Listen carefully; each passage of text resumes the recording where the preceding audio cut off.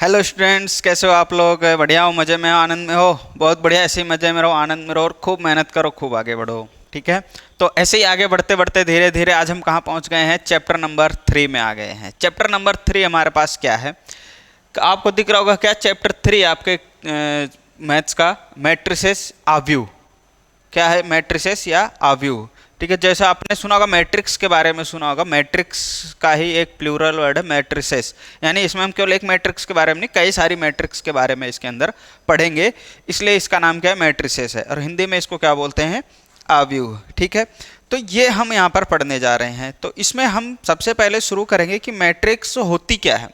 हम पढ़ तो लेते हैं, ठीक है, मैट्रिक्स होता है। हालांकि ये आपके चैप्टर का, या यूँ कहते हैं आपके बुक का सबसे इजी चैप्टर है, बहुत सिंपल चैप्टर है। बस आपको आज की जो क्लास है इंट्रोडक्शन, जिसमें हम मैट्रिक्स के बारे में बताएंगे कि मैट्रिक्स क्या होती है, कितने टाइप्स की मैट्रिक्स होती है, कौन कौन से मैट्रिसेस होते हैं, कैसे होते हैं, किस मैट्रिक्स का क्या नाम है, ये सारी चीज़ें हम बात करेंगे इसके अंदर। तो बेसिक है, बहुत सिंपल सी चीज़ है, फटाफट समझ में आज भी जाएगा, और इसके क्वेश्चंस भी बहुत इजी इजी होते हैं। ठीक है, थोड़ा सा आपको ध्यान देना पड़ेगा कुछ चीज़ें, जैसे जैसे हम आगे बढ़ेंगे थोड़ा सा बस कैलकुलेशन में ध्यान रखना, थोड़ा सा दिमाग लगाना होगा, बाकी और कुछ भी नहीं है, बहुत सिंपल सी चीज़ है। ठीक है, तो सिंपल चैप्टर की आज शुरुआत करते हैं। क्या है मैट्रिक्स, क्या होता है इसके अंदर, हम मैट्रिक्स क्यों पढ़ते हैं? मैट्रिक्स एक्चुअल में होता क्या है? कुछ भी नहीं है। एक, जैसे हम, आपने लीनियर इक्वेशंस पढ़ी होगी, है ना?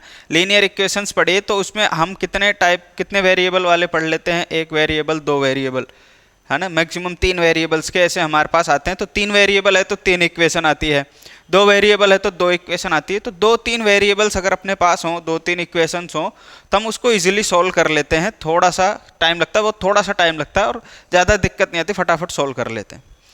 लेकिन लेकिन अगर बहुत सारे हमारे पास वेरिएबल्स हों, बहुत सारे इन द सेंस, अगर 5, 6, 7, 8 ऐसे वेरिएबल्स निकालने हों अगर, और बहुत सारी इक्वेशंस भी हो, ऐसे अगर 6-7 वेरिएबल है, 6-7 इक्वेशंस भी होंगी। तो अगर इतने सारे इक्वेशंस हैं हमारे पास, तो अलग अलग सबको सॉल्व तो कर सकते हैं, थोड़ा टाइम लगेगा, लेकिन उन्हीं को अगर हमारे पास कुछ ऐसा तरीका मिल जाए हमें कि हम इजी वे में और सॉल्व कर लें और कम टाइम में सॉल्व कर दें, बहुत ही कम टाइम में और बहुत ही इजी तरीके से एक सॉल्व कर दें, तो उसके लिए हमारे पास क्या आया? मैट्रिक्स आया। यानी मैट्रिक्स भी क्या है? लीनियर इक्वेशंस का एक ग्रुप है। लीनियर इक्वेशंस का ही एक क्या आ जाएगा? हमारे पास ग्रुप आ जाएगा, जिसमें वेरिएबल्स भी होंगे, कांस्टेंट टर्म्स भी होंगे, और उसके इक्वल में क्या होता है वो भी होते हैं हमारे पास। जैसे जैसे आप आगे की क्लासेस में पहुंचोगे, आप इन मैट्रिक्स का यूज़ करना भी सीख जाओगे कैसे। हालांकि अभी यहीं सीखेंगे कैसे हम यूज़ करते हैं, कैसे जो मैं बात कर रहा हूँ लीनियर इक्वेशंस में हम वेरिएबल्स निकालते हैं, कुछ एक्स वाई जेड इनकी कुछ वैल्यूज़ होती हैं, वो मैट्रिक्स का यूज़ करके कैसे निकालेंगे। अभी तो हम एक जनरल मेथड यूज़ करके निकालते थे, अब हम क्या सीखेंगे कि मैट्रिक्स का यूज़ करके कैसे निकाल सकते हैं। तो उम्मीद है बात समझ में आ रही होगी आपको कि हम करने क्या जा रहे हैं। ठीक है, तो आपको पता होना चाहिए, हम जो भी चीज़ पढ़ने जाते हैं या जो भी हम काम करने जा रहे हैं, हमें उसके बारे में मालूम होना चाहिए कि एक्चुअल में हम करने क्या जा रहे हैं, इससे हमें होगा क्या फ़ायदा। तो एक फ़ायदा होगा कि हमें कैलकुलेशंस ईजी हो जाएंगी, टाइम बचेगा हमारा। दूसरा, क्या सिर्फ मैथ्स में ही काम आती है क्या मैट्रिक्स? मैट्रिक्स सिर्फ मैथ्स में ही नहीं, बहुत सारी जगह पे काम आती है, जहाँ भी मैथ्स यूज़ होता है वहाँ काम आ सकती है। इवन स्टैटिक्स वगैरह जो हम पढ़ते, अकाउंट्स से रिलेटेड जो चीज़ें होती है उसमें भी काम आती है। ठीक है, कंप्यूटर प्रोग्रामिंग में भी काम आता है ये मैट्रिक्स, किस में भी काम आता है? कंप्यूटर प्रोग्रामिंग में, और भी बहुत सारी चीज़ें हैं जिसमें ये काम आता है आपका। ठीक है, तो बहुत सारी चीज़ें हैं, ऐसा आप बुक में देखोगे तो आपको मिलेगा, बहुत सारी चीज़ें होती हैं जिसमें हमारे पास मैट्रिक्स यूज़ में आती हैं। बहुत सारे फील्ड्स होते हैं, मेडिकल की लाइन में भी काम आता है, और क्या बोलते हैं उसको, क्या बोलते हैं वो, क्रिप्टोग्राफी में भी आपके काम आता है, क्रिप्टोग्राफी में काम आता है। और भी बात करें, जैसे आपको बताते बजटिंग वगैरह, जो अकाउंट से जुड़ी हुई चीज़ें हैं, कॉमर्स से जुड़ी हुई चीज़ें हैं, बजटिंग वगैरह में भी काम आता है। इवन सोशोलॉजी में भी काम आता है, इकोनॉमिक्स में भी काम आता है। तो मैट्रिक्स को बहुत ही, कोई केवल एक ऐसा नहीं कि सिर्फ मैथ्स में ही काम आएगा, बहुत जगह पर ये काम आता है। ठीक है, तो बस एक हमारे पास क्या है, एक मैट्रिक्स एक मैथमेटिकल टूल है, जो हम जहाँ ज़रूरत पड़ेगी उस हिसाब से काम में ले लेंगे। जहाँ भी हमारे पास उस टूल की ज़रूरत पड़ेगी, कैलकुलेशंस की ज़रूरत पड़ेगी, जहाँ वेरिएबल्स बहुत सारे आएंगे, हमारे पास बहुत सारे डेटा होंगे जिनको हम इजी वे में कैलकुलेशंस करना चाहते हैं, वहाँ सभी जगह पर क्या मिलेगा अपन को? मैट्रिक्स का यूज़ मिलेगा आपको, आप मैट्रिक्स यूज़ करते हो। अब हम ज़्यादा इस पे बात न करके आगे चलते हैं कि एक्चुअल में मैट्रिक्स है क्या, कैसे हम यूज़ करते हैं, क्या होता है इसके अंदर। ठीक है, तो आओ बात करते हैं क्या होता है मैट्रिक्स। मैट्रिसेस हमारे पास क्या आता है, देखो क्या लिखा हुआ है, अ matrix is N ordered rectangular array. क्या है, अ matrix is N ordered rectangular array of numbers.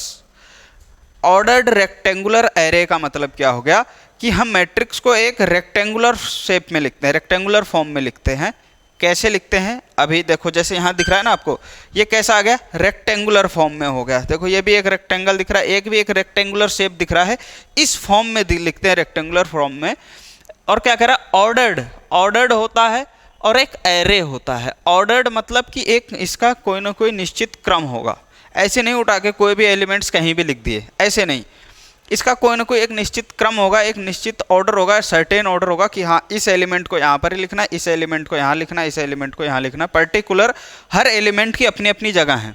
ठीक है, हर एलिमेंट की अपनी अपनी जगह है। जैसे आप घर में सामान रखते हो तो हर सामान की अपनी अपनी जगह, से किचन का सामान किचन में रहेगा, ठीक है, ड्राइंग रूम का सामान ड्राइंग रूम में रहेगा। जो भी चीज़ें होती है वो पर्टिकुलर जगह है। जो किचन में अगर हमें जो काम आएगी वो हम किचन में रखेंगे, ऐसा नहीं उसको हम कहीं और बाहर हॉल में रख के आ जाएंगे, क्योंकि वो वहाँ काम आएगी, उसकी वही जगह है। तो हम इस तरह से क्या करते हैं, घर को व्यवस्थित करते हैं, ऑर्डर वे में रखते हैं। ठीक है, तो वो क्या होता है हमारा व्यवस्था से रखना कि जिसकी जो जगह है वो वहाँ रखना है। तो ordered rectangular array, ordered rectangular array, ordered array का मतलब ही यही है कि आपको क्या उस चीज़ को अरेंज करके रखना है। क्या करना है, उसको अरेंज करके रखना है। एरे का मतलब ही क्या होता है, अरेंज करके रखना। क्या होता है, अरेंजमेंट। ठीक है, ऑर्डर्ड एरे कोई एक निश्चित क्रम में उसका हम क्या करेंगे, व्यवस्थापित करेंगे, उसके अरेंजमेंट करेंगे। ठीक है, निश्चित ऑर्डर में। तो रेक्टेंगुलर फॉर्म में होगा ऑफ नंबर्स। किसको हम रखेंगे सर ऑर्डर में, नंबर्स को रखेंगे। कुछ नंबर्स होंगे या फिर कोई फंक्शंस भी हो सकते हैं, कोई नंबर्स भी हो सकते हैं, कोई फंक्शन भी हो सकते हैं। फंक्शन के बारे में आप पीछे पढ़ चुके हैं, जिसको भी हम क्या है, जैसे एफ एक्स वगैरह पढ़ते थे, जी एक्स वगैरह। तो कोई भी नंबर हो सकता है या कोई फंक्शन हो सकता है, उसको हम क्या करते हैं, एक रेक्टेंगुलर ऑर्डर रेक्टेंगुलर एरे में, यानी एक रेक्टेंगुलर फॉर्म में अरेंज करके रखते हैं। सिर्फ ऐसा समझ लो। अब द नंबर्स और functions are called the elements और the entries of the matrix. ठीक है, तो जो भी हमने नंबर, जैसे ये यहाँ पर लिखा अपन ने, जैसे ये लिखा है -2 0 3 5 √5 6, ये क्या है, नंबर्स हैं। ये सब क्या है, नंबर्स हैं। जैसे यहाँ ये कॉम्प्लेक्स नंबर आ गया तो यह नंबर लिख सकते हैं यहाँ पर। ये 1 + x x³ cos x sin x +2 tan x, ये क्या आ गया हमारे पास, फंक्शन आ गया। sin x 1 + x कोई फंक्शन आ गया हमारे पास। तो ये क्या है, जैसे x की वैल्यू आप चेंज करते जाओगे, यहाँ वैल्यूज अलग अलग आती जाएंगी। तो ये फंक्शन हो गया हमारे पास। और जो हमने ये लिखा, जैसे यहाँ जो वैल्यूज हमने यहाँ पर रखी कि भाई यहाँ पर ये रखा, यहाँ पे ये रखा, यहाँ पे रखा, इनको हम क्या बोलते हैं, या तो एलिमेंट्स बोल देते हैं या फिर क्या बोलते हैं, इसको एंट्रीज बोलते हैं। जैसे एंट्री करना बोलते हैं ना, एंट्री कर दो, तो एंट्री करते हैं अपन, उसमें कोई चीज़ लिखते हैं, कुछ अपन उसमें सिंबल डालते हैं या कोई साइन करते हैं, है ना। यही होता है एंट्री का मतलब, कि उसमें कुछ लिख देना। तो वही हमने कहा कि ये एंट्रीज हैं, या हम कह देंगे इसको एलिमेंट्स भी कह सकते हैं, कि भाई ये क्या है, मैट्रिक्स के एलिमेंट्स हैं या एंट्रीज हैं। ठीक है, ये बात समझ में आई। फिर उसके बाद क्या कह रहा है कि we denote matrices by capital letters. हम मैट्रिक्स को हमेशा कैपिटल लेटर से लिख के देंगे। जैसे हम सेट के बारे में बात करते हैं ना, सेट होता है, सेट के अंदर कुछ एलिमेंट्स होते थे, सेट के अंदर जो एंट्रीज होती थी उसको हम क्या बोलते थे, एलिमेंट्स बोलते थे। वैसे यहाँ पर भी है, ये क्या हो गया, मैट्रिक्स हो गया। मैट्रिक्स के अंदर जो एलिमेंट्स, जो भी नंबर्स लिखे हों उनको हम एलिमेंट्स बोलते हैं। और इस पूरे मैट्रिक्स को हम डिनोट किससे करते हैं, किसी भी कैपिटल लेटर से। जैसे सेट में था, सेट को हम किसी भी कैपिटल लेटर से डिनोट करते थे, और उसके अंदर जो एलिमेंट्स होते थे उनको स्मॉल लेटर से। वैसे यहाँ भी है कि मैट्रिक्स को हम किससे डिनोट करेंगे, कैपिटल लेटर से। कोई भी A B C D E F G कोई भी सिंबल आप यूज़ करोगे A to Z, बट किससे लिखोगे आप, कैपिटल लेटर में। ठीक है, तो ये एग्जाम्पल आपको दिया है, देखो कैपिटल A = ये। अब मैट्रिक्स को जैसे वहाँ पर जब हम सेट पढ़ रहे थे, तो सेट में आपको बताया था, सेट को हम किस में लिखते हैं, इसमें, इस वाले ब्रैकेट में लिखते हैं, करली ब्रैकेट्स के अंदर। लेकिन मैट्रिक्स को किस में लिखते हैं, ऐसा, जो बड़े ब्रैकेट वाला सिंबल आता है ना अपने पास, बड़ा ब्रैकेट, ऐसे लिखते हैं। यानी कि ये डंडी होती है और दोनों तरफ से यूं पैक होती है। ठीक है, जैसे बड़ा ब्रैकेट बनता है वैसा हमारे पास क्या आता है, उसके अंदर हम इसको लिखते हैं। ठीक है, उसके अंदर हम किसको लिखते हैं, ब्रैकेट्स को। ठीक है, ये बात यहाँ तक समझ में आ गई। तो ये होता है मैट्रिक्स। अब आगे ध्यान से समझो। अब यहाँ पर जो ये मैट्रिक्स आई हमारे पास, इसको देखो आप कुछ इस तरह से लिखा हुआ है। देखो ये कुछ अलग दिख रहा है, ये कुछ अलग दिख रहा है, ये कुछ अलग दिख रहा है। एक जैसा नहीं है, तीनों एक ही जैसे रेक्टेंगुलर नहीं है। आप कैसे होते हैं, ये रेक्टेंगल थोड़ा ऐसे हॉरिजॉन्टल है, ये वर्टिकल रेक्टेंगल जैसा दिख रहा है, ये तो स्क्वायर दिख रहा है। स्क्वायर भी एक स्क्वायर भी क्या है, एक वैसे ही शेप में आता है, रेक्टेंगुलर शेप में ही होता है, स्क्वायर जैसा दिख रहा है। तो ये अलग अलग क्यों है, इसका कोई मतलब है या कोई फर्क नहीं पड़ता, कैसे भी लिख लो किसी को, नहीं, इनका मतलब होता है। कैसे, यहां पर देखो क्या है, ये जो लाइन है हमारे पास, ये वाली पहली लाइन, अगर मैं इसको यहां लिखूं, a इज इक्वल टू क्या लिखा है, -2 और 5, तो ये -2 और 5 ये जो चीज़ है, ये हमारा क्या होता है, इसको रो बोलते हैं। ये फर्स्ट रो है, ये वाली लाइन जो है हमारे पास वो सेकेंड रो है, और ये वाली लाइन जो है हमारे पास वो क्या है, थर्ड रो है। यानी इस तरह से जो लिखे हुए हैं ऐसे, यानी इस लाइन को क्या बोलते हैं हम, रो बोलते हैं। यहाँ पर भी क्या हो गया, ये रो हो गया। रो यानी कि पंक्ति, क्या बोलते हैं, ROW, रो यानी कि पंक्ति। पंक्ति है, कोई एक लाइन है, ठीक है, कोई एक लाइन है, ठीक है।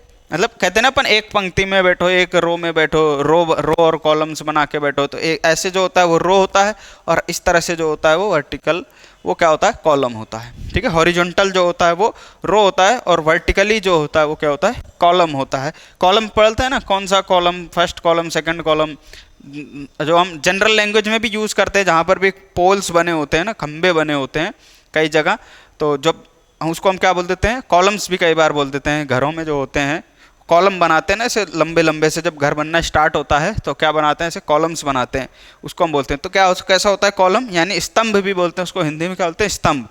वो क्या होता है हमारे पास, वर्टिकल होता है। ठीक है, तो the horizontal lines of elements are said to constitute rows and rows of the matrix, the vertical lines are said to be columns. ये जो हॉरिजॉन्टल लाइंस है उसको तो हम बोलते हैं रो, और जो वर्टिकल लाइंस है उसको हम क्या बोलते हैं, कॉलम। ठीक है, तो ये हमारे पास रो है, तो ये first row, second row, third row. ऐसी अगर हम इसकी बात करें तो ये वाला कॉलम हमारे पास है, ये क्या है, फर्स्ट कॉलम है, कॉलम को लिखेंगे C से, ये हमारे पास क्या है, सेकंड कॉलम है।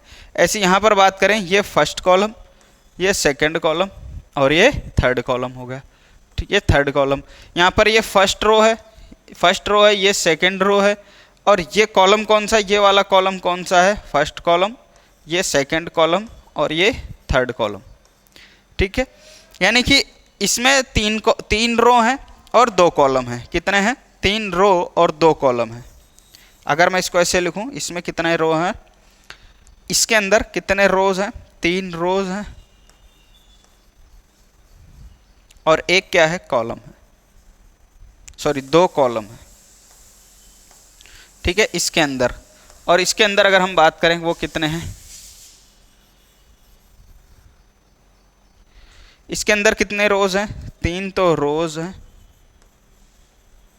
और 3 ही क्या है, कॉलम है।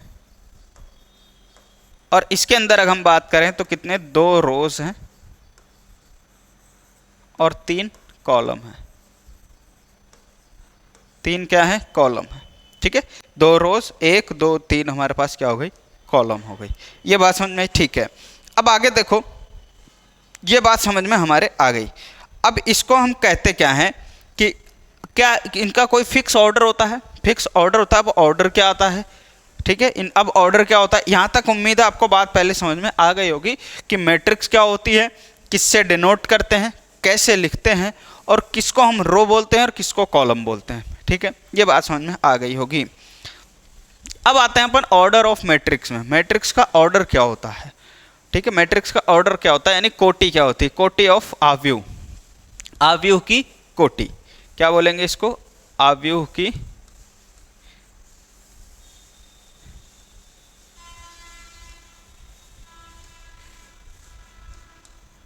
कोटि। ठीक है, कितने ऑर्डर किए, मतलब ऑर्डर का मतलब ये हो गया कि उसके अंदर कितने रोज और कितने कॉलम हैं।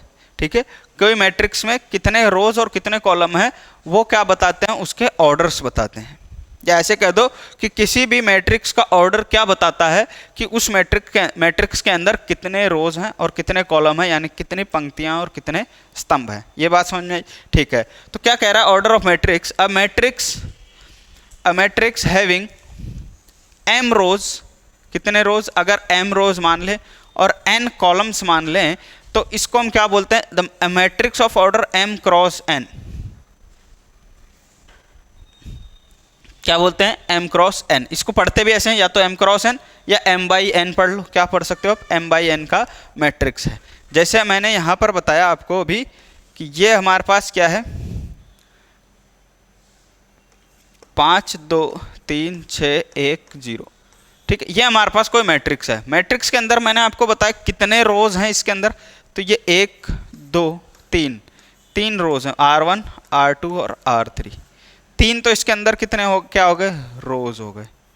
कॉलम कितने हो गए, 1 और 2 कॉलम हो गए। 2 तो क्या हो गए इसके अंदर, कॉलम हो गए, 2 कॉलम हो गए। तो इस मैट्रिक्स का ऑर्डर क्या है, इस मैट्रिक्स का ऑर्डर क्या हो गया, 3/2। क्या ऑर्डर, किस ऑर्डर की मैट्रिक्स हो गई ये, 3/2 की, जिसको हम यहाँ लिखते हैं नीचे बिल्कुल कोने में लिखते हैं यहाँ पर बिल्कुल नीचे कि 3/2 मैट्रिक्स ऑर्डर की ये मैट्रिक्स है, 3/2 ऑर्डर की ये मैट्रिक्स है। कैसे लिखते हैं, 3/2 ऑर्डर की ये मैट्रिक्स है।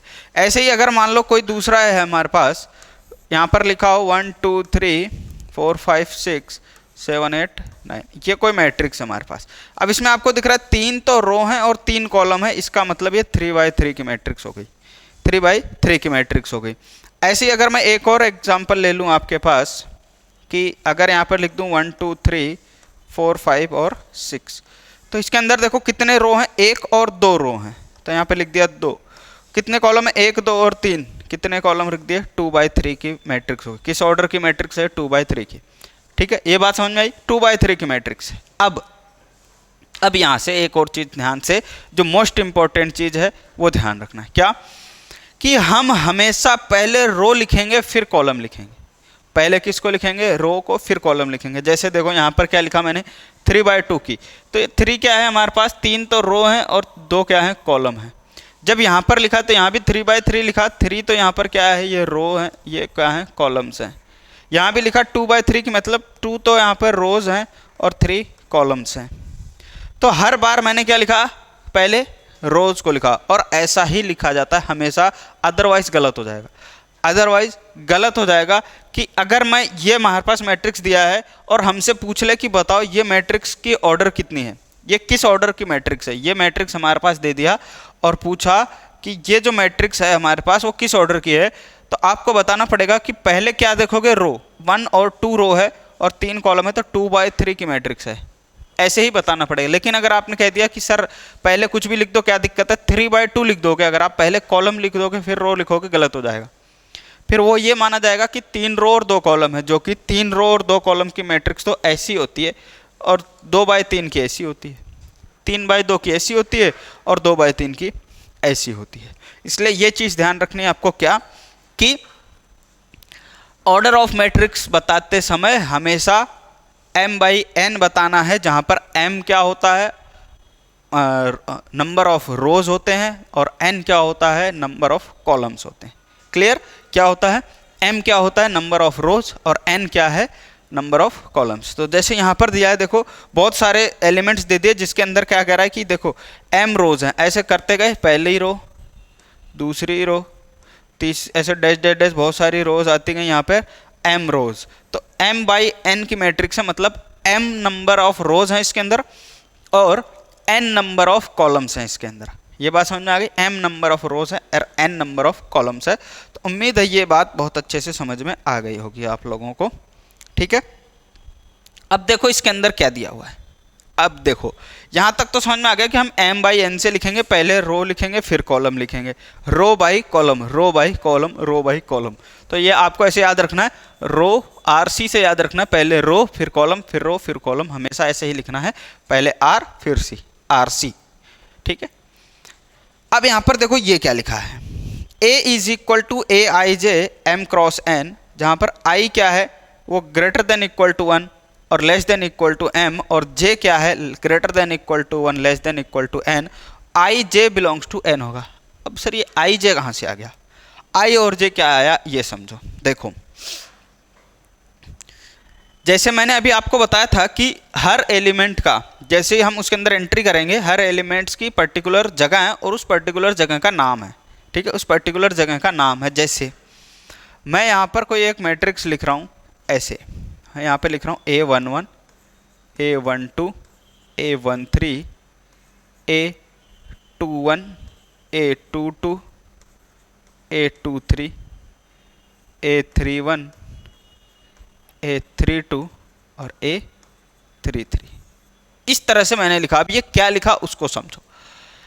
यहाँ पर मैंने लिखा A11, क्या लिखा A11। तो अब मैट्रिक्स के जब हमने कहा कि जब आप मैट्रिक्स का ऑर्डर लिखोगे पहले रो लिखोगे फिर कॉलम लिखोगे, यही लिखोगे। ऐसे ही जब आप अंदर एलिमेंट्स की एंट्री करोगे, जब अंदर एलिमेंट्स की एंट्री करोगे तो उस एलिमेंट का आपके पास एड्रेस होगा कि ये एलिमेंट का एड्रेस, यानी कि मैट्रिक्स के अंदर इसकी कौन सी जगह है। ऐसे नहीं उठा करके किसी को भी कहीं भी रख दिया, नहीं, उस मैट्रिक्स उस एलिमेंट की मैट्रिक्स के अंदर पर्टिकुलर जगह होगी, पर्टिकुलर उसका एड्रेस होगा, उसका एक पर्टिकुलर अपन कहते हैं उसका एक प्लॉट नंबर होगा, उसी प्लॉट नंबर में जाकर के वो रहेगा। कैसे? जैसे मैंने कहा A11, अब ये वाली जो जगह है ना A11, ये 11 की ही है। कौन सी जगह है? ये 11 की है। अब जिस भी मैट्रिक्स का प्लॉट नंबर, या हम कहते हैं सॉरी, जिस भी एलिमेंट का प्लॉट नंबर, जिस भी एलिमेंट के पास 11 वाला जगह होगा वो A11 में आके रहेगा। कैसे? अभी और समझो। इसको मैं कैसे लिखता हूँ? जैसे मैंने कहा कि AIJ, इसको मैं कह रहा हूँ A11। अब इसका मतलब क्या हुआ? 11 का मतलब हो गया यहाँ पर पहले रो और दूसरा कॉलम। ये रो को बताता है, ये कॉलम को बताता है कि कौन सी रो में कौन से कॉलम का एलिमेंट है, ये कौन सी रो में कौन से कॉलम का एलिमेंट है। जैसे मैंने कहा A12 में हमें बता रहा है, जो मैंने कहा कि पहला जो लिखा होता है सबसे पहले वो रो होता है और दूसरा जो लिखा होता है वो कॉलम होता है, ठीक है। जैसे यहाँ पर करते थे वैसा ही सेम टू सेम यहाँ भी है। इसका मतलब जो ये A12 है ना, वो फर्स्ट रो और सेकंड कॉलम का एलिमेंट है। A12 कौन सा एलिमेंट है? फर्स्ट रो और सेकंड कॉलम का एलिमेंट है। इसको वहीं रखना पड़ेगा और कहीं नहीं रख सकते हो आप। तो फर्स्ट रो सेकंड कॉलम, तो ये देखो ये आपकी ये फर्स्ट रो और सेकंड कॉलम कौन सा है? ये फर्स्ट कॉलम, ये सेकंड कॉलम।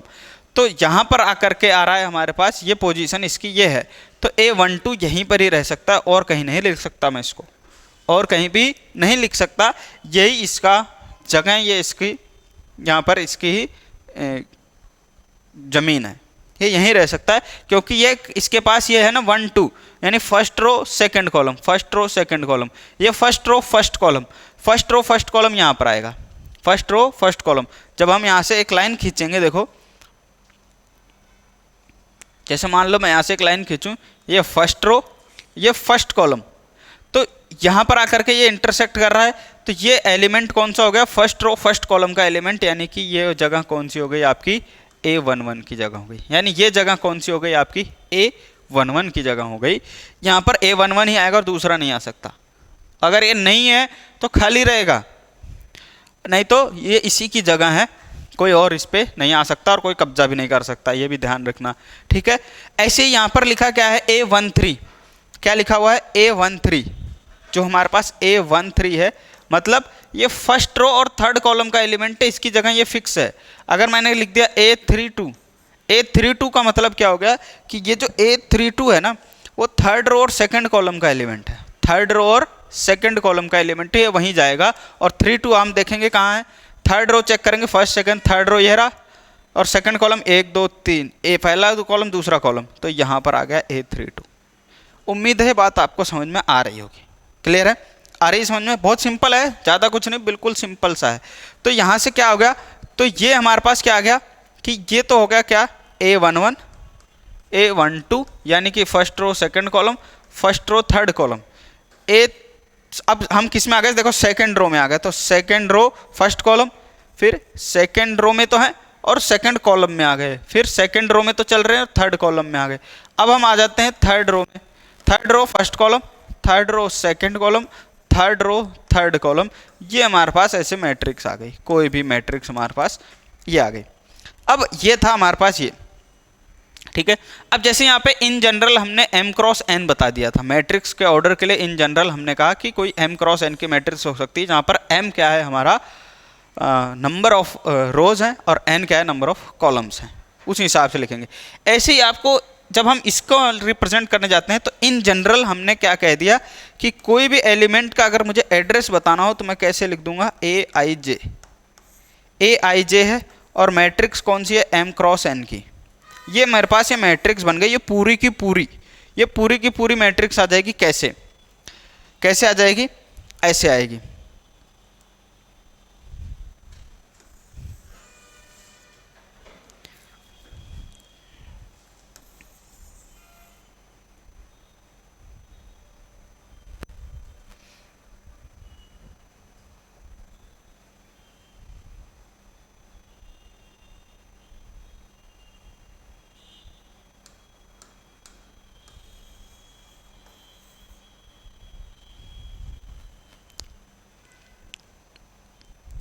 देखो कैसे आएगी, ये इस तरह से है, a is equal to A I J M cross N तो आपको समझ में आ गया, number of rows number of column, ठीक है। ए आई जे का मतलब हो गया आई और जे, आई आपको बताएगा कौन से रो का है और जे आपको बताएगा कौन से कॉलम का है, ठीक है। आई बताएगा आपको कौन सा रो है और जे आपको बताएगा कौन सा कॉलम है, ठीक है। तो जैसे अगर मैं यहाँ कह दूँ कि आई की वैल्यू आपकी 1 2 है और जे की वैल्यू है 1 2 3, जे की वैल्यू क्या है 1 2 3, ऐसे है। तो आप मैट्रिक्स बनाओगे कैसे, m क्रॉस n की कैसे बनेगी, देखो मैं एक बार तो ले लेता हूँ a, आई की वैल्यू क्या ले सकता हूँ मैं 1, ठीक है। एक बार मैंने ले ली आई की वैल्यू, अब मैं किसकी वैल्यू लूंगा, j की। आई की वैल्यू ले ली मैंने 1, j की वैल्यू लूंगा, वो मैंने कितनी ले ली, 1 ले ली। तो a 1 1 आ गया, a 1 1 की जगह यहाँ पर है, जैसे ये मैट्रिक्स बना रहा हूँ ये, तो ये a 1 1 की जगह है। अब क्या रखूंगा मैं, i की जगह 1, यानी कि फर्स्ट रो में ही चल रहा हूँ। अब j की वैल्यू में क्या ले सकता हूँ, 2 ले सकता हूँ, तो फर्स्ट रो सेकंड कॉलम का एलिमेंट यही है। फिर i की वैल्यू ले ली 1 और j क्या ले सकता हूँ मैं, 3 ले सकता हूँ, तो 1 के साथ 3 आ सकता है, तो 1 3, a 1 3 ले लिया मैंने। अब ऐसे ही क्या होगा, 1 का तो हो गया, 1 1 के साथ, 2 के साथ, 3 के साथ, सारा हो गया। अब हम 2 को लेते हैं, 2 किस किस के साथ आ सकता है, 2 1 के साथ, 2 के साथ, 3 के साथ। तो अब 2 ले लिया, तो मैंने बताया आई आपको क्या बताता है, रो बताता है कि कौन सी रो है। तो जैसे मैंने आई की वैल्यू 2 ले ली तो मतलब सेकंड रो आ गया। सेकंड रो में चलेंगे तो ए, पहले क्या लिखूंगा, रो, फिर कॉलम, कौन सा कॉलम, फर्स्ट कॉलम, फिर ए सेकंड रो सेकंड कॉलम, फिर ए सेकंड रो थर्ड कॉलम, ये आ गया हमारे पास। अब ए है ही नहीं हमारे, आई के लिए कोई और वैल्यू नहीं है, सिर्फ 2 ही है, इसका मतलब ये काम हो गया इसका खत्म। ये हमारे पास बन गई मैट्रिक्स, यानी आई और जे की वैल्यू कौन सी, कितने ऑर्डर की बन गई, देखो 2 रो 3 कॉलम, यानी पहले रो लिखूंगा फिर कॉलम लिखूंगा, तो 2/3 की मैट्रिक्स बन गई है। किसकी बन गई, 2/3 की मैट्रिक्स। तो यहाँ से आपको क्या समझ में आ गया, m की वैल्यू कितनी हो गई, m क्या बताता है, नंबर ऑफ रोज, यानी 2 रो हैं, n की वैल्यू कितनी हो गई, 3। तो इससे हमें क्या मिल गया कि i अगर 1 2 और j 1 2 3 है तो कितने ऑर्डर की मैट्रिक्स बना सकता हूँ मैं, 2/3 की। कितने की, 2/3 की। और डायरेक्ट भी आप बता सकते हो क्या कि कितने रो है इसके अंदर, 2, कितने कॉलम है, 3, तो 2/3 की मैट्रिक्स बनेगी। पहले रो लिखना है फिर कॉलम लिखना है, तो यानी 2/3 की मैट्रिक्स बनेगी। और ऐसे करोगे तो भी देखो 2/3 आ रहा है, तो m कितना आ गया, 2, n कितना आ गया, 3। ये बात समझ में आई, ये बात समझ में आ गई, उम्मीद है आपको ये बात समझ में आ रही होगी। अब देखो यहाँ पर क्या कह रहा है, यही चीज़ यहाँ पर भी है कि ए I J M cross N है, कोई भी मैट्रिक्स हमारे पास ए I J M cross N. अब आई जे की वैल्यू कुछ भी हो सकती है, उसके हिसाब से एम क्रॉस एन मिल जाएगा, ऑर्डर ऑफ मैट्रिक्स मिल जाएगा, जो कि यहाँ पर आपको समझाया, समझ गए होगे उम्मीद करता हूँ, ठीक है। आगे अब ये क्या लिखा है कि जो आई की वैल्यू है ना वो 1 से बराबर या 1 से बड़ी हो सकती है, लेकिन m से छोटी या m के बराबर हो सकती है। अब ये क्या है कि i क्या है हमारे पास, कि कौन सा नंबर ऑफ, कौन सा रो है हमारा, i क्या बता रहा है कौन सा रो है, फर्स्ट रो है, सेकंड रो है, थर्ड रो है। और m क्या बताता है कि नंबर ऑफ रोज कितने हो सकते हैं। तो i की वैल्यू देखो मैं क्या लिख सकता हूँ, एक तो लूंगा ही लूंगा, कोई एक तो एलिमेंट होगा, 0 तो हो नहीं सकता, 0 है तो मतलब कोई एलिमेंट ही नहीं है। तो i की वैल्यू क्या हो सकती है, एक तो हो ही सकती है, i की वैल्यू 1 हो सकती है, यानी फर्स्ट रो का एलिमेंट होगा ही होगा फर्स्ट रो का एलिमेंट, या तो 1 होगा या 1 से ज़्यादा भी हो सकता है। हाँ 1 से ज़्यादा भी हो सकता है, क्योंकि i की वैल्यू देखो 2 भी हो सकती है, 3 भी हो सकती है, अभी किया था हमने, 3 भी हो सकती है, फिर 4 भी हो सकती है, 5 भी हो सकती है, ऐसे कितनी भी हो सकती है। लेकिन m तक जाएगी जितना m होगा, जितने नंबर ऑफ m दिए होंगे हमारे पास, जितने नंबर ऑफ रोज होंगे केवल i की वैल्यू वहाँ तक ही ले सकते हैं। तो देखो i की वैल्यू चलते चलते कहाँ तक ही आई, m तक आई ना, m तक, क्योंकि ऑर्डर कितना दिया था, रो कितने हैं, m है, तो i की वैल्यू भी कहाँ तक लेंगे हम, m तक लेंगे। भाई जितने रो हैं उतने ही तो i ले सकते हैं अपन, सीधी सी बात है। ऐसे यहाँ पर भी कह रहा है j भी कितना हो सकता है, एक या एक से ज़्यादा, लेकिन n से ज़्यादा नहीं हो सकता। n क्या बताता है, नंबर ऑफ कॉलम्स, ठीक है, नंबर ऑफ कॉलम बता सकता है। क्लियर है, ये बात समझ में आ गई। यानी यही कह सकते हो कि कोई कॉलोनी है, कॉलोनी में जितने प्लॉट्स हैं या जितने मकान हैं, केवल उसी घर में तो लोग रह पाएंगे, उससे ज़्यादा घरों में थोड़ी रह पाएंगे। जब घर ही उतने हैं, जगह ही उतनी है, तो उतने ही फैमिली उसमें रह पाएगी या उतने ही लोग उसमें रह पाएंगे। ठीक है, अगर हम कह दें कि एक घर में एक ही लोग रहेगा, तो हम यही कह सकते हैं कि भाई एक मकान में केवल एक ही आदमी रह रहा है, तो जितने मकान होंगे उतना ही तो लोग रह पाएंगे, उससे ज़्यादा तो नहीं रह पाएंगे। तो यही चीज़ यहाँ पर भी है। तो जितने नंबर ऑफ रोज हैं उतना ही आई आ जाएगा, जितने नंबर ऑफ कॉलम है उतना ही, मैक्सिमम उतना ही जे आ सकता है, उससे ज़्यादा नहीं आ सकता। कम हो सकता है लेकिन ज़्यादा नहीं हो सकता। ठीक है, ये बात है। ठीक है, तो इसको रिप्रेजेंट करने का तरीका क्या है, thus ith row consist the elements i1 ai2 ai3, मतलब कि फर्स्ट रो आपको बता दिया कि कोई भी एलिमेंट अगर यहाँ पर ये लिखा हुआ है, मान लो a मान लो मैं लिख देता हूँ 42 a42, तो a42 से आप समझ गए फोर्थ रो और सेकंड कॉलम का एलिमेंट है। ठीक है, फोर्थ रो और सेकंड कॉलम का एलिमेंट है, ये हमारा फोर्थ रो और सेकंड कॉलम का एलिमेंट है। ठीक है, ये बात समझ में आ गई होगी।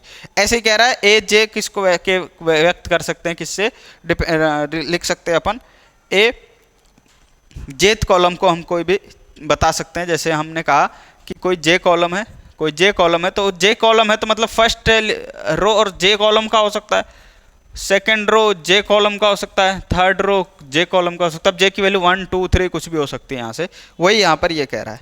ठीक है, यही बात कह रहा है। अब ये देखो, तो ये सारी चीज़ें मैंने आपको बता दी। अब एक और इम्पोर्टेंट चीज़ जहाँ से क्वेश्चन बनता है, जहाँ से हमारा क्या बनता है, क्वेश्चन बनता है। देखो ये क्या लिखा है, the number of elements in an m cross n matrix will be equal to mn। ये आपको ध्यान रखना है, ये चीज क्या, the number of elements in an matrix will be equal to mn। किसके बराबर होगा, mn के बराबर होगा। कितने नंबर ऑफ एलिमेंट्स कितने होंगे, m इंटू n के बराबर होंगे। जैसे हमने कहा भी कि कोई भी, ये जो हमारे पास मैट्रिक्स था ये कितने ऑर्डर का है, कितने ऑर्डर का है, m बाई n ऑर्डर का है। तो इसके अंदर नंबर ऑफ एलिमेंट्स कितने होंगे फिर, भाई m बाई n का है तो ये उसमें तो बहुत सारे एलिमेंट्स होंगे। कितने होंगे हम काउंट कर सकते हैं, m इंटू n कर देंगे, हमारे पास इसके अंदर नंबर ऑफ एलिमेंट्स आ जाएंगे। अब दोबारा देखो क्या, जैसे ये था कि हमने कहा कितने बाई कितने का एलिमेंट है, ये मैट्रिक्स है 2/3 की मैट्रिक्स है, 2/3 की मैट्रिक्स है, तो इसके अंदर कितने एलिमेंट्स आ सकते हैं, तो 2 इंटू 3, 2 3 जा 6, इसके अंदर 6 एलिमेंट आ सकते हैं। देखो 1 2 3 4 5 6। क्लियर, ऐसे ही यहाँ पर आ जाओ, ये कितने बाय कितने की मैट्रिक्स है सर, 3/3 की है, 3 रो 3 कॉलम, तो कितने एलिमेंट्स इसके अंदर हो सकते हैं, 3। इसके अंदर sir m into n, 3 into 3 यानी 9 एलिमेंट्स इसके अंदर आ सकते हैं। 3/3 की मैट्रिक्स में 9 एलिमेंट, 3 इंटू 3। 4/6 की मैट्रिक्स में कितने आ सकते हैं, 4 इंटू 6 24। ठीक, ऐसे कुछ भी दिया हो आपको, जो भी आपको ऑर्डर दिया है उनको आप मल्टीप्लाई कर दोगे, उतने नंबर ऑफ एलिमेंट्स उसके अंदर होते हैं। तो ये आपको बिल्कुल ध्यान रखना है, ये आपको बिल्कुल नोट करके लिख लेना है, स्टार डाल के बिल्कुल हाईलाइट करके लिखना है। इस पे भी क्वेश्चन आते हैं, इस पे बेस्ड भी क्वेश्चन, छोटे मोटे क्वेश्चन पूछ लिए जाते हैं कि कोई मैट्रिक्स इतने ऑर्डर का है तो उसके अंदर नंबर ऑफ एलिमेंट्स कितने होंगे, ये आपको मालूम होना चाहिए। तो जो भी ऑर्डर दिया है उन ऑर्डर्स को आपस में मल्टीप्लाई कर दोगे, क्या आ जाएगा, नंबर ऑफ एलिमेंट्स आ जाएंगे। ठीक है, उम्मीद है बात आपको अच्छे से समझ में आ रही होगी। ठीक है, तो चलते हैं आगे बढ़ते हैं, क्या है, अब आते हैं टाइप्स ऑफ मैट्रिसेस, कि मैट्रिसेस कितने कौन कौन से होते हैं, कितने टाइप के होते हैं, किनको हम क्या बोलते हैं। देखो पहला क्या है, पहला हमारे पास दिया है कॉलम मैट्रिक्स। कॉलम मैट्रिक्स क्या होता है, कॉलम नाम ही समझ में आ रहा है कि वो मैट्रिक्स जिसमें कॉलम हो, रो हो ही नहीं, या ऐसे रो हो ही नहीं, ऐसा हो ही नहीं सकता, रो तो होगा ही, रो तो होगा ही, या रो और कॉलम कुछ ना कुछ तो होगा ही। तो हम कॉलम मैट्रिक्स किसको कहेंगे? A matrix is said to be a column matrix if it has only one column. अगर केवल किसी मैट्रिक्स में केवल एक कॉलम है तो हम उसको क्या बोलेंगे? Column matrix. रोज चाहे कितनी मर्जी हो, 2 3 हो, 4 हो, 5 हो, 8 हो, 10 हो, जितना मर्जी रोज हो, कोई फर्क नहीं पड़ता। कॉलम अगर एक है तो हम उसको क्या बोल देंगे? कॉलम मैट्रिक्स बोल देंगे। ठीक है, उसको हम क्या बोल देंगे? Column matrix. जैसे यहाँ पर दिया हुआ है ये ए 0 √3 -1 और 1/2।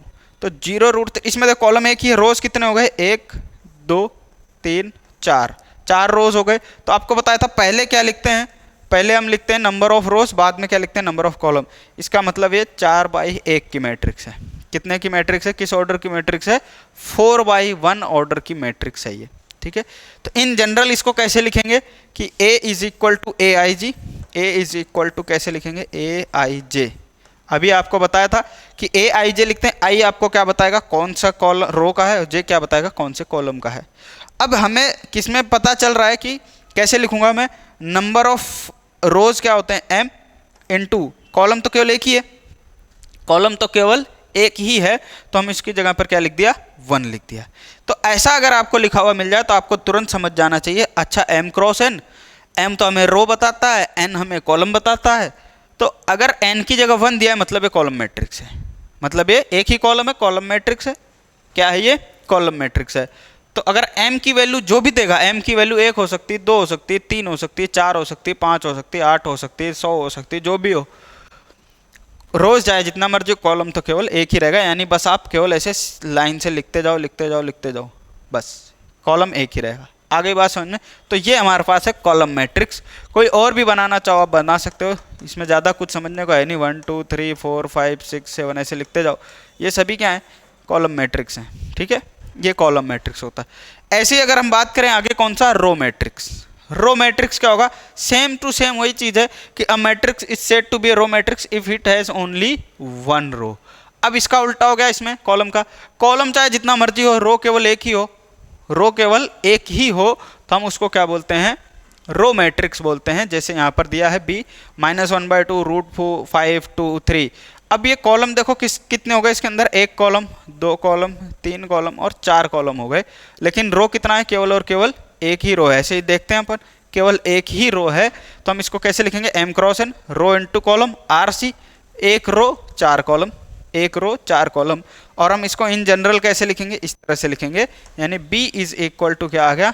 अब देखो हमारे पास क्या है? BIJ लिखा है, इसको BIJ, ये B नाम था इसलिए इसको रिप्रेजेंट करने के लिए BIJ लिख लिया। इसके अंदर मान लो B नंबर ऑफ B जो है, इसके अंदर कोई एलिमेंट है, I आपको रो की जगह बताएगा और J आपको कॉलम, कौन सा कॉलम है वो बताएगा। और इसको आप कैसे लिखोगे? देखो 1 रो है और कॉलम किससे लिखते हैं? N से, तो इसलिए इसको क्या लिखा? 1 क्रॉस N, 1 क्रॉस N, यानी केवल और केवल एक रो है, कॉलम चाहे जितना मर्जी हो, वो N की वैल्यू जो भी देगा हमें उसके हिसाब से हो जाए। क्लियर? ये बात समझ में आई? तो बहुत ही सिंपल है और कुछ नहीं है। थर्ड क्या आ रहा है? Square matrix. स्क्वायर मैट्रिक्स क्या हो गया? वो मैट्रिक्स जो स्क्वायर जैसा हमें दिखे, स्क्वायर जैसा दिखे मतलब कि जिसके अंदर नंबर ऑफ रो और नंबर ऑफ कॉलम इक्वल हो। जितने नंबर ऑफ रोज हो उतने ही नंबर ऑफ कॉलम्स हो, उसको हम क्या बोलेंगे? Square matrix. जैसे यहाँ देखो 1 2 3, ये तो हम क्या बोलेंगे? रोज बोलेंगे। 1 रो, 2 रो हो गया, ये 3 रो। कॉलम्स चेक करो, first column, second column, third column हो गया, ये थर्ड कॉलम, ये सेकंड कॉलम। तो 3 रो और 3 कॉलम हो गए ना हमारे पास। यहाँ कितने हो गए? 3 रो और 3 कॉलम्स हो गए। तो इसका मतलब ये कौन सी मैट्रिक्स हो गई? 3/3 की मैट्रिक्स हो गई। ये कितने की हो गई? 3/3 की मैट्रिक्स हो गई। तो अब आप देखो M की वैल्यू भी कितनी है? 3 है। M की वैल्यू कितनी है? 3। N की वैल्यू भी कितनी है? 3, यानी M इक्वल टू N हो गया। तो जब भी M इक्वल टू N हो जाए तो हम उसको क्या बोलेंगे? स्क्वायर मैट्रिक्स बोलेंगे। क्या बोलेंगे? स्क्वायर मैट्रिक्स बोलेंगे। जब भी M is equal to N आ जाए उसको हम क्या बोलेंगे? Square matrix. एक बार पढ़ लेते हैं। Square matrix in which the number of rows are equal to the number of columns, जिसमें कि number of rows number of column के इक्वल आ जाए, उसको हम क्या बोलते हैं? Square matrix. यानी कि thus M cross N is matrix said to be square matrix if M is equal to N and is known as square matrix. अगर M क्रॉस N का कोई मैट्रिक्स है और M N के equal हो जाए तो वो क्या हो जाएगा? स्क्वायर मैट्रिक्स हो जाएगा। As known as square matrix of order n कह सकते हो। n ऑर्डर का मैट्रिक्स है। कितने ऑर्डर का? n ऑर्डर का मैट्रिक्स है। m n बराबर है m ऑर्डर का कह दो चाहे n ऑर्डर का कह दो, square matrix of n order. तो फॉर एग्जांपल ये अपन ने लिखा 3x3 का एक स्क्वायर मैट्रिक्स है, इसकी ऑर्डर कितना है? 3 है, तो हम इसको ऑर्डर 3x3 बोल दो, चाहे आप ये कह सकते हो 3 ऑर्डर का है। कहीं पर लिखा हुआ जाना कि कोई 3 ऑर्डर का मैट्रिक्स है तो कंफ्यूज मत हो जाना, अब ये 3 जो है कॉलम है या रो है। केवल एक ही चीज लिखा हो, केवल 3 ऑर्डर का है, कोई लिख दे 2 ऑर्डर का है, कोई लिख दे 4 ऑर्डर का मैट्रिक्स है, 5 ऑर्डर का मैट्रिक्स है, केवल एक ही नंबर लिख करके दिया 5x5 3x3 ऐसा नहीं दिया, तो आपको उसको स्क्वायर मैट्रिक्स से समझना। केवल 3 दिया है तो 3x3, 4 दिया है तो 4x4, 5 दिया है तो 5x5 स्क्वायर मैट्रिक्स ही समझना है। और इसको इन जनरल किस तरह से लिखेंगे? इस तरह से लिखेंगे कि अगर m क्रॉस m लिखा है तो मतलब m ऑर्डर का है, अगर n क्रॉस n लिख दिया तो n ऑर्डर का है। देखो ये रहा a इज इक्वल टू, ये लिखा है मान लो, तो यहाँ पे लिखा है देखो m क्रॉस n, तो ऑर्डर ऑफ m। अगर यहाँ पे ऐसे लिखा होता n क्रॉस n तो ऑर्डर ऑफ क्या हो जाता है? n हो जाता है। n ऑर्डर का हो जाता है, उससे कोई फर्क नहीं पड़ता। ठीक है, बस ये ध्यान रखना यहाँ क्या लिखा है। ठीक है, अगर ऐसा लिखा हुआ मिलता है तो ध्यान रखना, अदरवाइज आप 3x3 भी लिख देते हो कोई दिक्कत नहीं, 3x3 लिखो, 4x4 लिखो, that will be okay, no problem. आ गई बात समझ में? चलो नेक्स्ट बात करते हैं डायगोनल मैट्रिक्स। अब डायगोनल मैट्रिक्स क्या होता है? डायगोनल से आपको समझ में आ रहा है? आप जानते हो डायगोनल क्या होता है? किसी भी स्क्वायर का, रेक्टेंगल का डायगोनल क्या होता है? यहाँ से शुरू किया, यहाँ पे खत्म किया, ये डायगोनल एलिमेंट्स होते हैं इसके, ये डायगोनल होते हैं। इसमें ये ध्यान रखना यही वाला डायगोनल एलिमेंट्स होता है। कहाँ से शुरू करेंगे? यहाँ से शुरू करेंगे, ये वाला नहीं लेना है केवल और केवल, इसमें ये ध्यान रखना ये वाले ही क्या होते हैं? डायगोनल एलिमेंट्स होते हैं, इसको हम बोलते हैं डायगोनल एलिमेंट्स। तो क्या कह रहा है कि a square matrix is said to be a diagonal matrix if all its non diagonal elements are zero, that is a matrix is said to be diagonal matrix Bij is equal to 0 when i is not equal to j। इसका मतलब क्या कह रहा है? कुछ भी नहीं है, इतना दिमाग नहीं लगाना। क्या है कि सब सिर्फ आपको ये देखना है कि जो भी हमारे पास मैट्रिक्स दिया हुआ है, कोई भी स्क्वायर मैट्रिक्स दिया हुआ है, अगर उसके डायगोनल एलिमेंट्स के अलावा सभी एलिमेंट्स 0 हैं, ठीक है, उसके डायगोनल एलिमेंट्स के अलावा सभी एलिमेंट्स 0 हैं, तो वो डायगोनल मैट्रिक्स है। और डायगोनल कौन से होंगे? ये वाले होंगे। जैसे मैं एक और आपको बना के दे दूं, ये लिखा है तो 1 0 0 0 2 0 0 0 3, तो केवल डायगोनल एलिमेंट्स के अलावा सभी 0 हो गए, केवल इसके अलावा सभी 0 हो गए, मतलब ये डायगोनल मैट्रिक्स है।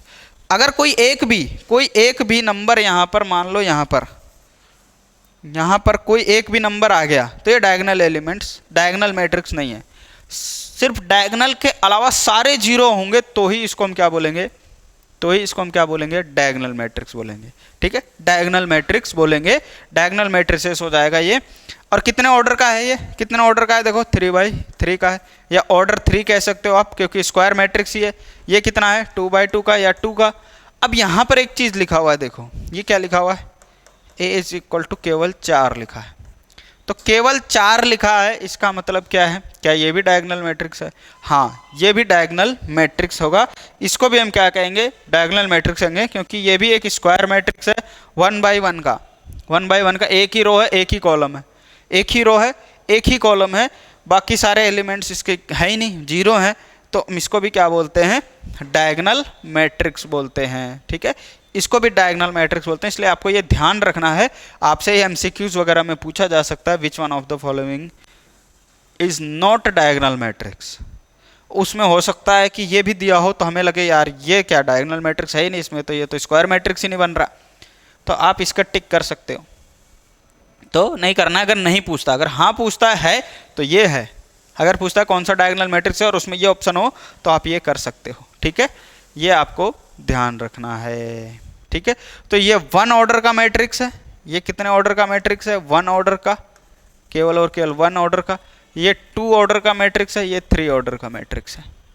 ठीक है, ये आपको ध्यान रखना है। आगे बात समझ में? उम्मीद है आपको डायगोनल मैट्रिक्स समझ में आ गया होगा। कुछ भी नहीं है, बस सिंपल क्रिस्टल क्लियर चीज़ है कि डायगोनल एलिमेंट के अलावा सारे 0 हो जाएं तो डायगोनल मैट्रिक्स बस। और मैट्रिक्स कैसा होना चाहिए? स्क्वायर मैट्रिक्स होना चाहिए। स्क्वायर मैट्रिक्स के डायगोनल एलिमेंट के अलावा सारे 0 हो जाएं तो वो क्या? Diagonal matrix. बस इतना सा ध्यान रखना और कुछ नहीं। ज़्यादा दिमाग नहीं लगाना है बस। नेक्स्ट क्या कह रहा है, स्केलर मैट्रिक्स। स्केलर मैट्रिक्स क्या होता है, देखो ये भी सिंपल सा ही चीज़ है कि कोई भी डायगोनल मैट्रिक्स हो, कोई भी डायगोनल मैट्रिक्स हो, वो उसको हम स्केलर मैट्रिक्स बोलेंगे अगर इसके डायगोनल एलिमेंट्स क्या हो जाएं, इक्वल हो जाएं। क्या हो जाएं, इक्वल हो जाएं। ठीक है, क्या हो जाए, इक्वल हो जाए। अभी अभी हमने डायगोनल मैट्रिक्स पढ़ा, आपको एक एग्जांपल दिया कि डायगोनल एलिमेंट्स के अलावा सभी क्या हो जाएं, जीरो हो जाएं, तो वो क्या हो जाएगा, ये क्या हो जाएगा, डायगोनल मैट्रिक्स हो जाएगा। डायगोनल मैट्रिक्स हो जाएगा। अब ऐसे ही एक मैट्रिक्स और बना दिया किसी ने, कहा सर अगर ये हो जाए तो, ये आ जाए तो, मतलब 1 1 1 आ गया, या ऐसे कह दो 1 1, मतलब नेक्स्ट में ले लेंगे अपन, इसको ले लो, जैसे यहाँ पर दिया है √3, ये वाला ही ले लो, ये वाला ही ले लो, ये वाला है। जैसे हमें ये दिया है, सर ये क्या है, ये भी तो डायगोनल मैट्रिक्स है। हाँ बिल्कुल, ये भी डायगोनल मैट्रिक्स है। यही तो ये कह रहा है, डेफिनेशन कह रहा है, diagonal matrix is said to be scalar matrix, क्योंकि डायगोनल मैट्रिक्स तो है और उसी डायगोनल मैट्रिक्स को हम स्केलर मैट्रिक्स कह सकते हैं अगर इसके डायगोनल एलिमेंट्स इक्वल आ जाएं। अगर अलग अलग हैं, यहाँ 1 है, यहाँ 2 है, 3 है, 4 5 6, कुछ भी हो, अलग अलग एलिमेंट्स है डायगोनल एलिमेंट्स, तो हम कहेंगे डायगोनल मैट्रिक्स है। लेकिन अगर सभी डायगोनल एलिमेंट्स इक्वल हो जाएं, जैसे √3 यहाँ आ जाए 5 5 5 3 3 3 10 10 10, तो अगर सारे एलिमेंट्स इक्वल हैं डायगोनल एलिमेंट्स के, तो हम उसको हम क्या बोलेंगे, स्केलर मैट्रिक्स बोलेंगे। क्या बोलेंगे, स्केलर मैट्रिक्स बोलेंगे। अब देखो यहाँ भी एक दिया हुआ है, ये भी क्या है, स्केलर मैट्रिक्स है। 1 बाई 1 का है, 1 ऑर्डर का है। ये कितने ऑर्डर का है, 2 ऑर्डर का है। ये 3 ऑर्डर का है। देखो डायगोनल एलिमेंट एक सेम है, डायगोनल एलिमेंट सेम है, तो अगर डायगोनल एलिमेंट सेम है हमारे पास, तो हम उसको क्या बोलेंगे, स्केलर मैट्रिक्स बोलेंगे। अब एक चीज़ और आएगी ऐसी, आइडेंटिटी मैट्रिक्स। ये भी क्या कह रहा है, square matrix in which the diagonal are all 1 and rest all are 0। ये भी उसी के जैसा है, ये भी डायगोनल मैट्रिक्स है, डायगोनल मैट्रिक्स है, लेकिन ये कौन सा हो गया, स्केलर मैट्रिक्स भी हो गया, क्योंकि सर आपने कहा था सारे एक जैसे हो जाए तो स्केलर मैट्रिक्स होगा। तो 1 1 1 तो स्केलर मैट्रिक्स भी है, स्केलर मैट्रिक्स भी है। ठीक है, तो ये डायगोनल मैट्रिक्स भी है, स्केलर मैट्रिक्स भी है, लेकिन इसके अंदर क्या खासियत है कि सारे एलिमेंट्स सेम तो है बट 1 1 है, 1 1 है, इसलिए इसका नाम क्या दे दिया, आइडेंटिटी मैट्रिसेस, यानी आइडेंटिटी मैट्रिक्स नाम दे दिया इसको, क्योंकि ये क्या है, सारे 1 1 है, इसलिए आइडेंटिटी मैट्रिक्स दिया, और कोई रीज़न नहीं है इसका। यानी कि हमने पढ़ा डायगोनल मैट्रिक्स के बारे में। डायगोनल मैट्रिक्स पहली चीज़ कि जिसके डायगोनल एलिमेंट्स के अलावा सभी एलिमेंट्स क्या हो जाएं, 0 हो जाएं, डायगोनल मैट्रिक्स होगा। फिर दूसरा पढ़ा हमने स्केलर मैट्रिक्स, कि वो डायगोनल मैट्रिक्स जिसके डायगोनल एलिमेंट्स क्या हो जाएं, इक्वल हो जाएं, सारे एलिमेंट्स इक्वल हो, सेम हो, सारे एलिमेंट्स सेम हो, तो हम उसको क्या बोलेंगे, स्केलर मैट्रिक्स। अब इसी से ही एक चीज़ और आगे, अगर ठीक है सेम तो हो, लेकिन अगर 1 1 1 आ जाए तो हम उसको आइडेंटिटी मैट्रिक्स कह देंगे। ठीक है, यानी कि आइडेंटिटी मैट्रिक्स तो है लेकिन ये स्केलर भी है, स्केलर मैट्रिक्स भी है, और इसकी एक प्रॉपर्टी खासियत ये थी कि सभी 1 1 1 है, इसलिए इसको आइडेंटिटी मैट्रिक्स भी कहते हैं। इसको क्या बोलते हैं, आइडेंटिटी मैट्रिक्स कहते हैं। और आइडेंटिटी मैट्रिक्स को आई से रिप्रेजेंट करते हैं, कैपिटल आई से। ठीक है, कैपिटल आई से रिप्रेजेंट करते हैं। ठीक है, तो नेसेसरी कंडीशन है इसके 1 1 1 होना चाहिए, तभी हम इसको क्या बोलेंगे, आइडेंटिटी मैट्रिक्स कैपिटल आई बोलेंगे। एक बात समझ में आ गई, ये ध्यान रखना है। तो यहाँ पर ये कह रहा है कि observe that a scalar matrix is an identity matrix when k is equal to 1, but every identity matrix is clearly a scalar matrix, clearly a scalar matrix। देखो स्केलर मैट्रिक्स आइडेंटिटी हो सकता है, जरूरी नहीं कि हो। स्केलर में क्या था कि सभी एलिमेंट इक्वल तो आए, जैसे 5 5 5 भी हो सकता है, √3 भी हो सकता है, तो कोई स्केलर मैट्रिक्स को आइडेंटिटी कह सकते हैं। जैसे 1 1 1 आ गया, तो आपने कहा था सेम होना चाहिए, तो 1 आ रहा है, हाँ ठीक है, कोई स्केलर मैट्रिक्स आइडेंटिटी मैट्रिक्स हो सकता है, बट सब आइडेंटिटी मैट्रिक्स स्केलर नहीं हो सकता, आइडेंटिटी मैट्रिक्स स्केलर नहीं हो सकता। यही कह रहा है कि but every identity matrix is clearly, sorry scalar हो सकता है, सभी आइडेंटिटी मैट्रिक्स क्या हो सकते हैं, स्केलर हो सकते हैं। सॉरी फिर से, कि जितने भी स्केलर मैट्रिक्स हैं वो आइडेंटिटी नहीं हो सकते, जितने भी स्केलर हैं वो आइडेंटिटी नहीं हो सकते, क्योंकि एलिमेंट्स अलग अलग भी हो सकते हैं, डायगोनल एलिमेंट्स अलग अलग भी हो सकते हैं। तो वो सभी स्केलर मैट्रिक्स आइडेंटिटी नहीं हो सकते, लेकिन सभी आइडेंटिटी मैट्रिक्स क्या होंगे, स्केलर हो सकते हैं। सभी आइडेंटिटी मैट्रिक्स क्या हो सकते हैं, स्केलर हो सकते हैं। ठीक है, ये बात समझ में आ गई। तो ये भी क्या है, एक टाइप है मैट्रिक्स का, आइडेंटिटी मैट्रिक्स। नेक्स्ट क्या है, जीरो मैट्रिक्स। जीरो मैट्रिक्स तो सिंपल है, जब इस कोई भी मैट्रिक्स के सभी एलिमेंट्स जीरो हो जाए उसको क्या बोलते हैं, जीरो मैट्रिक्स। क्या बोलते हैं, जीरो मैट्रिक्स। इसको हम किससे रिप्रेजेंट करते हैं, ओ से। ओ से रिप्रेजेंट करते हैं, तो ये क्या हो गया हमारा, ओ से रिप्रेजेंट करते हैं इसको। जी सभी एलिमेंट्स जीरो हो जाए, कुछ ज़्यादा इसमें दिमाग नहीं लगाना, सभी एलिमेंट्स जीरो हो गए, मतलब वो क्या है, जीरो मैट्रिक्स है। क्या है, जीरो मैट्रिक्स है। इसको हम कैपिटल ओ से रिप्रेजेंट कर सकते हैं।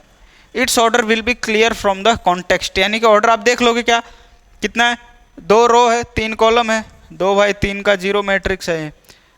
ठीक है, 2/2 का जीरो मैट्रिक्स है ये, कोई दिक्कत नहीं है। जबकि जीरो, सारे जीरो आप इसमें क्या थोड़ा सा फ्री हो जाते हो कि सभी जीरो करने, जहां आपको जरूरत होगी ना जीरो मैट्रिक्स की, वहां पर आप 0 0 लेकर के अपनी सुविधा अनुसार कितने भी ऑर्डर की मैट्रिक्स बना सकते हो। अगर आपको 2/2 की जरूरत है, अगर जब हम क्वेश्चंस करेंगे तब आपको क्लियर हो जाएगा कि अगर मान लो 2/2 की जीरो मैट्रिक्स की जरूरत है आपको, तो आप वहां ले सकते हो। 3/3 की जरूरत हो तो ले सकते हो, कोई फर्क नहीं पड़ता उससे। ठीक है, तो यहाँ पर थोड़ा सा फ्री होते हैं क्योंकि सारे जीरो ही रखने हैं। ठीक है, ये बात समझ में आ गई।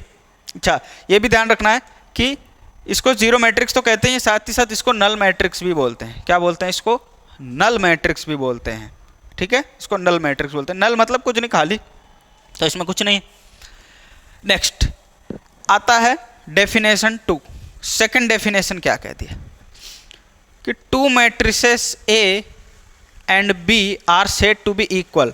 यहां पर इक्वल मैट्रिक्स की बात हो रही, किसकी बात हो रही, इक्वल मैट्रिसेस की बात हो रही।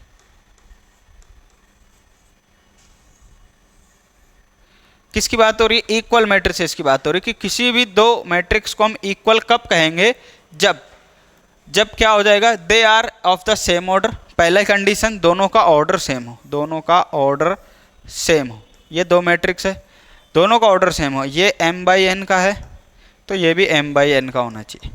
या m/n मतलब जैसे आप फॉर एग्जांपल ले लो,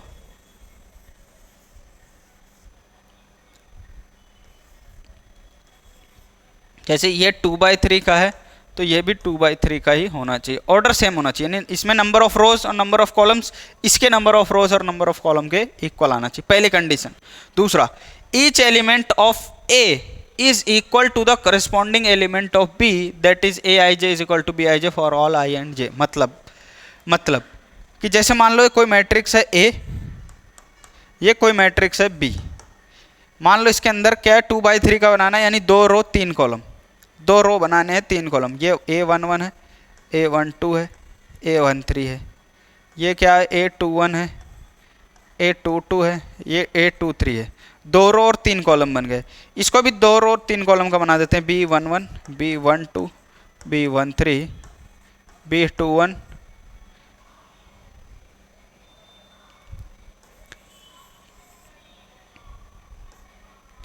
B13, ये आ गया B21, B22 और B23, ये 2/3 का आ गया। तो ये दोनों ऑर्डर तो सेम है और इक्वल। एक कंडीशन और होनी चाहिए कि अगर A11 बराबर आ जाए B11 के, A12 बराबर हो किसके, B12 के करस्पॉन्डिंग एलिमेंट्स, और A13 बराबर हो किसके, B13 के। दूसरा, A21 बराबर आ जाए B21 के, A22 बराबर आ जाए किसके, B22 के, और A23 बराबर आ जाए किसके, B23 के। करस्पॉन्डिंग एलिमेंट्स आपस में बराबर हो, ये इसके बराबर, ये इसके बराबर, ये इसके बराबर, ये इसके बराबर, ये इसके बराबर और ये इसके बराबर आ जाए तो हम उसको क्या बोल देंगे, बिल्कुल ठीक, इक्वल मैट्रिक्स बोल देंगे। क्या बोल देंगे, इक्वल मैट्रिसेस हो जाएंगे। वो दोनों मैट्रिक्स आपस में इक्वल होंगे। पहली कंडीशन, ऑर्डर सेम होना चाहिए। दूसरी कंडीशन, करस्पॉन्डिंग एलिमेंट्स इक्वल होने चाहिए। दोनों एलिमेंट्स हमारे पास क्या हो जाएंगे, दोनों मैट्रिसेस इक्वल हो जाएंगे। जैसे फॉर एग्जांपल मैं एक 2/2 के 2 मैट्रिक्स ले लेता हूँ, ये ए ले लेता हूँ, ये बी ले लेता हूँ। मैंने यहाँ पे लिख दिया 2 4 6 8, 2 4 6 8, ये लिख दिया मैंने। तो अब आप देख रहे हो कि ये दोनों 2/2 के हैं, 2/2 के मैट्रिक्स हैं, ऑर्डर सेम है, क्या एलिमेंट्स भी सेम है, तो फर्स्ट रो फर्स्ट कॉलम का एलिमेंट 2 है, इसका भी फर्स्ट रो फर्स्ट कॉलम का एलिमेंट 2 है। फर्स्ट रो सेकंड कॉलम 4 है, इसका भी फर्स्ट रो सेकंड कॉलम 4 है। सेकंड रो फर्स्ट कॉलम 6 है, इसका भी सेकंड रो फर्स्ट कॉलम 6 है। इसका second row first column, second row second column 8 है, इसका भी सेकंड रो सेकंड कॉलम क्या है, 8 है हमारे पास। क्लियर है बात, ये है। तो दोनों बराबर है, तो इसलिए हम क्या कहेंगे, A is equal to B कह देंगे, A is equal to B कह देंगे। ठीक है, ये ध्यान से समझ लेना, है तो सिंपल सी चीज, समझ में आ भी गई होगी, पर इस पे बेस्ड क्वेश्चन भी आते हैं। एक एग्जांपल आपको कराता हूं। जैसे मान लो आपको कह रहा है कि A कोई मैट्रिक्स दिया है x 2 और 4y, और B कोई मैट्रिक्स दे रखा है 2 3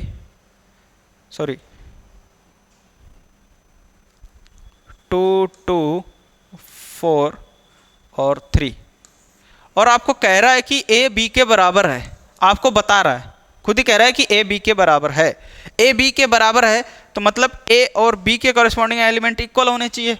A B के बराबर है तो x और y की वैल्यू बताओ, तो कॉरेस्पॉन्डिंग एलिमेंट हमने कहा बराबर होते हैं। देखो 2 की जगह 2 है, यहाँ पर सेकंड रो सेकंड कॉलम 2 है, यहाँ पर भी 2 है। Second row first row second column 2 है, यहाँ भी फर्स्ट रो सेकंड कॉलम 2 है। सेकंड रो सेकंड कॉलम 4 है, सेकंड रो फर्स्ट कॉलम 4 है, यहाँ पर भी सेकंड रो फर्स्ट कॉलम 4 है। यहाँ तक तो ठीक बैठ रही बात।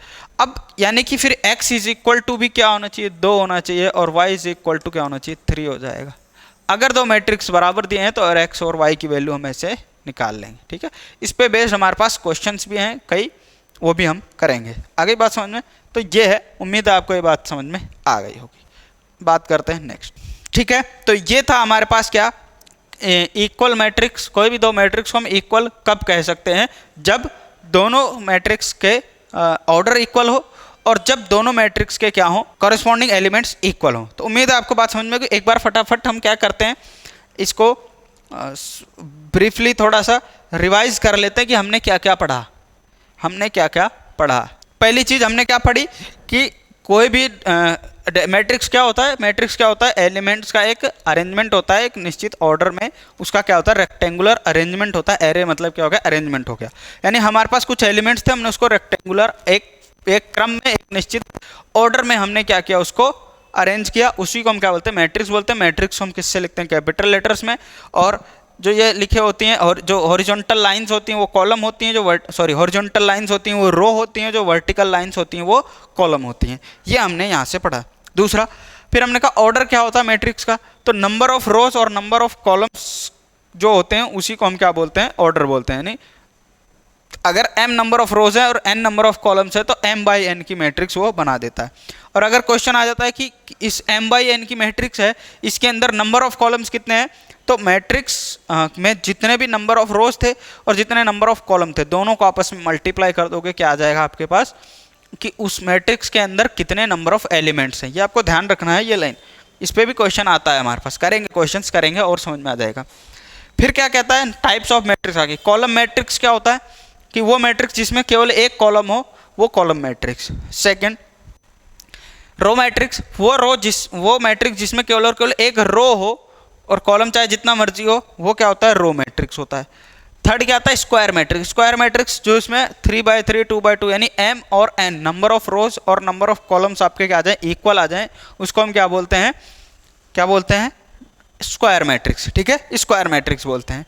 तो ये आपको ध्यान रखना है। आगे इसी पे आ गया डायगोनल मैट्रिक्स बोलते हैं कि वो स्क्वायर मैट्रिक्स जिसमें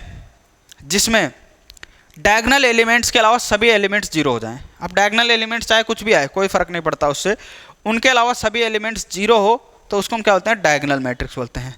अब इसी के बाद इसी पे ही बेस्ड आ गया स्केलर मैट्रिक्स में कहा कि डायगोनल मैट्रिक्स तो हो, कोई भी स्क्वायर मैट्रिक्स हो तो डायगोनल मैट्रिक्स है। डायगोनल मैट्रिक्स हो अगर, और उसके जो डायगोनल एलिमेंट्स हैं वो इक्वल आ जाएं, जैसे √3 5 5 5 8 8 8 √10 यानी डायगोनल एलिमेंट्स इक्वल आ जाएं, तो हम उसको क्या बोल देंगे, स्केलर मैट्रिक्स बोल देंगे। इसी पर ही बेस्ड आया कि फिर इस आगे आइडेंटिटी मैट्रिक्स। अब अगर कह दिया कि डायगोनल मैट्रिक्स अगर 1 1 1 आ जाए, बाकी सारे जीरो हो, बाकी सारे एलिमेंट्स जीरो हो जाएं, केवल डायगोनल एलिमेंट्स क्या हो, केवल आपका जो डायगोनल एलिमेंट है वो क्या हो, 1 1 1 हो, तो उसको हम क्या बोलेंगे, हाँ बिल्कुल सही, क्या बोलेंगे, आइडेंटिटी मैट्रिक्स। अब इसी में एक चीज़ ध्यान देने वाली बात इंपॉर्टेंट है, पूछा जा सकता है कि scalar matrix is an identity matrix when k is equal to 1। Scalar matrix को आइडेंटिटी बोलेंगे जब ये जो डायगोनल एलिमेंट हो 1 हो जाए। तो इसका मतलब ये हो गया कि सभी आइडेंटिटी मैट्रिक्स आपका क्या हो सकता है, स्केलर मैट्रिक्स हो सकता है। सभी आइडेंटिटी मैट्रिक्स को स्केलर मैट्रिक्स कह सकते हैं क्योंकि डायगोनल एलिमेंट इक्वल है, 1 1 1 है। लेकिन आइडेंटिटी मैट्रिक्स को हम लेकिन स्केलर मैट्रिक्स को हम आइडेंटिटी नहीं कह सकते। जैसे यहाँ पर था ना हमारे पास ये स्केलर मैट्रिक्स है, स्केलर मैट्रिक्स है, क्या मैं इसको आइडेंटिटी बोल सकता हूँ? नहीं बोल सकता हूँ क्योंकि इसके डायगोनल एलिमेंट्स क्या हैं, 1 1 1 नहीं है। लेकिन 1 1 आ जाए तो हम आइडेंटिटी मैट्रिक्स बोल देंगे। क्या मैं इसको स्केलर मैट्रिक्स बोल सकता हूँ? हाँ बोल सकता हूँ क्योंकि डायगोनल एलिमेंट्स इक्वल है। तो सिंपल सी चीज़ है कि अगर डायगोनल की आइडेंटिटी मैट्रिक्स हम स्केलर मैट्रिक्स बोल सकते हैं लेकिन स्केलर मैट्रिक्स को आइडेंटिटी नहीं बोल सकते। फिर आया हमारे पास जीरो मैट्रिक्स। जीरो मैट्रिक्स या नल मैट्रिक्स जिसके डायगोनल वो मैट्रिक्स जिसके सभी एलिमेंट्स क्या हो, जीरो हो, वो क्या हो गया, जीरो मैट्रिक्स। फिर इक्वल मैट्रिक्स। इक्वल मैट्रिक्स की दो कंडीशन है कि पहली चीज दो मैट्रिक्स को हम इक्वल तभी बोलेंगे जब दोनों मैट्रिक्स का ऑर्डर सेम हो, दोनों सेम ऑर्डर के हों। दूसरी चीज कि इनके करस्पॉन्डिंग एलिमेंट्स इक्वल हो। जैसे यहाँ बताया था करस्पॉन्डिंग यानी A11 भी बराबर है, A22 वाला एलिमेंट भी बराबर है, A21 बराबर है, A22 बराबर है। करस्पॉन्डिंग एलिमेंट सारे इक्वल हैं, ऑर्डर भी सेम है, तो हम कह देंगे कि ये दोनों मैट्रिक्स आपस में इक्वल हैं, बराबर है। तो ये भी एक इंपॉर्टेंट है, इस पर क्वेश्चन आते हैं। उम्मीद है ये बात आपको समझ में आ गई होगी। ठीक है, क्लियर है। तो आज ये हमारे इंट्रोडक्शन क्लास थी, उम्मीद है ये बात समझ में आ गई होगी। तो इस पे बेस्ड जो हमारा एक्सरसाइज 3.1 होगा उसके कुछ एग्जाम्पल्स होंगे, कुछ क्वेश्चंस होंगे। तो ये जितना हमने आज पढ़ा इस पे बेस्ड हम क्वेश्चंस करेंगे 3.1 के। फिर जैसे हम 3.2 के लिए पहुंचेंगे फिर उसके बेस्ड कुछ इंट्रोडक्शन हम देंगे, उस पे बेस्ड कुछ हम कॉन्सेप्ट क्लियर करेंगे, फिर हम 3.2 करेंगे। ठीक है, तो आज के लिए इतना ही करते हैं, मिलते हैं नेक्स्ट लेक्चर में 3.1 के एग्जाम्पल्स और क्वेश्चंस के साथ। तब तक आप इसको रिवाइज करें, मेहनत करें, आगे बढ़ें। ठीक है, चलिए तब तक के लिए राधे राधे।